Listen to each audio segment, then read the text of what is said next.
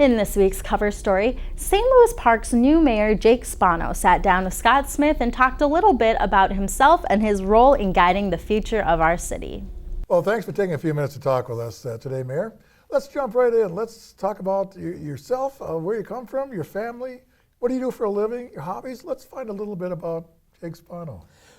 Well, thanks. Thanks, Scott, for having me. I guess I'll sort of start at the back end. I don't really have a whole lot of hobbies. I stay pretty busy with a full-time job and now having been on the council and now being mayor, so that takes quite a bit of my time. So if it's not taking my kids to hockey or some other activities that they've got going on, I'm really limited to a little bit of travel. Family likes to do a little bit of travel and reading. So that's pretty much what I get the chance to do. But my background, I grew up in Kansas, moved here to St. Louis Park about 13 years ago, but went to school in Minnesota, and my family is all from Minnesota. My dad's from Columbia Heights, and my mom is from a farm town in southwest Minnesota, so had family roots here. And when I was picking colleges and places to go, I knew I wanted to come back to Minnesota because it kind of had a magical place in my heart and a special place in my heart. So, but my wife teaches in the public schools here. She's a third grade teacher at Susan Lindgren.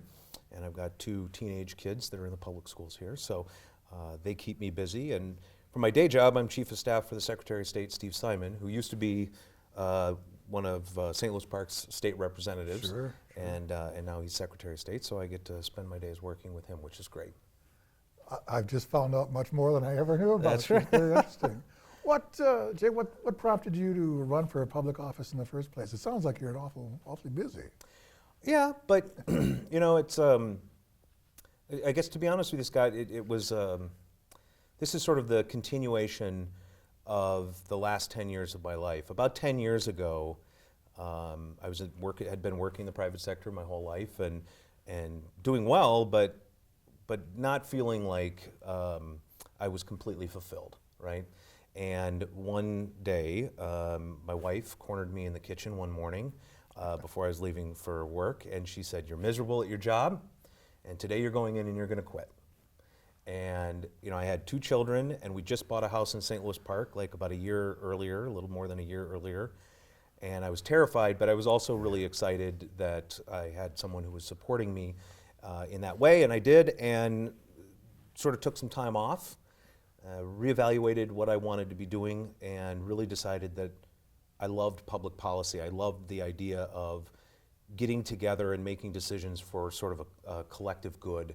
And went back to graduate school, got a degree kind of in public policy, and started working on Senator Amy Klobuchar's campaign. She was my internship for my grad program, and I always joked that I was the oldest unpaid intern on a political campaign probably ever, because I think I was like 36 at the time. Really enjoyed it. When she won, she offered me a position on her staff and worked there for several years, and then worked for Chris Coleman as the director of marketing for the city, which was kind of a perfect blend of my interest in sort of community and public service, but also sort of my background in marketing and in sales and in creative things. And so worked for him for 4 years before the secretary came along and asked me to come and help him in his office. So it's being mayor or running for city council really is just the latest iteration, right, of my desire to want to help folks. And I was my neighborhood president for a while before I was on the city council, and I really kind of got a taste for what that felt like and what kind of community we had here in St. Louis Park, and made me excited about being on the council and eventually being mayor. Wow, that's fascinating. It's absolutely fascinating. What do you feel is the most imminent challenge to our city today? St. Louis Park in some ways is a lot like it's like a startup that's like 100 and some years old, but we're growing quickly. We're becoming denser. The demographics of our community are changing. I think that one of the challenges that we're going to face in the next 5 to 10 years is the same one that we faced for the last, since 1880, since the 1880s when we were incorporated as a village, which is what's changing in our community and how do we guide that and shape that so that it serves us and reflects our values. And so really the things that we'll be dealing with, I think, in the next 5 to 10 years at a macro level are really not a lot different than they have been for prior years. The issues within them might be different. Higher density housing, for example, is one of those things that's newer to St. Louis Park. As I said, we're becoming more diverse. Our schools certainly are becoming more diverse. Definitely. And I think that's also one of those things that's going to be really exciting is trying to forge even closer bonds between the city and the school district. We're unique compared to a lot of our neighboring cities in that our school district is pretty much contiguous with our city borders. And so it's a unique sort of relationship that we've got, and I look forward to working more with the new board chairs, Joe Tatalovich, and he and I have known each other for some time now, so looking forward to that. Okay, great. This is something that just came to me, like in Edina, they're doing a lot of teardowns and building what they call McMansions. And there was an article I read just recently that in St. Louis Park, we're not there, we're not doing that. Do you see that coming in the future? I've seen some where they have, a lot of times there's remodeling going on, and I know the city is very supportive of that. Somebody putting a bedroom or bumping out a kitchen and Exactly. expanding their footprint, yeah. You see the teardown issue coming here? We see it now in certain neighborhoods, right? The Browndale is a good example. There's been a lot of talk about that, or maybe Minnetonka Vista. And in some of those neighborhoods, we're already seeing some of the teardown issues. I think, to be honest with you, yeah, I imagine that as our housing stock gets older, the house that I live in was built in '47, and so that, would qualify it for AARP status if it was a person, right?